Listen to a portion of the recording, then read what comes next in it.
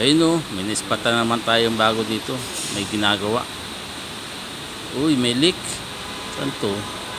Ay, ito yung pangkaraniwan, mga leak sa, sa engine. Sa may timing cover. So, madalas yung leak na to, sa lang to eh. Sa may cylinder head, yung pagitan. Kaya lang, medyo matrabaho. Yan, kung titingnan natin yung leak oh. Medyo malaki-laki oil leak. So, kung maselan kasi yung client, so pinagpagawa talaga at nakikita. Kaya heto, baklas yan mga boss, yung buong timing cover niya. Pag tinanggal mo yan, na ano yan eh, na bibengkong.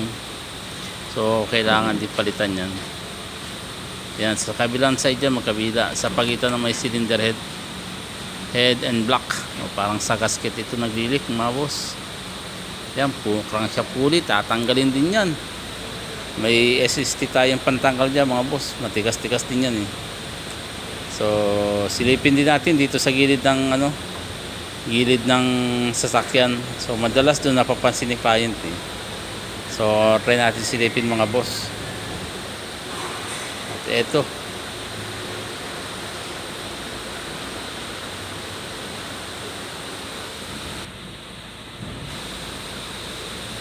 ito pala yung yung sa kaliwang side. Tapos nilip natin sa may water pump area. Ito naman boss yung mga sa kanang side.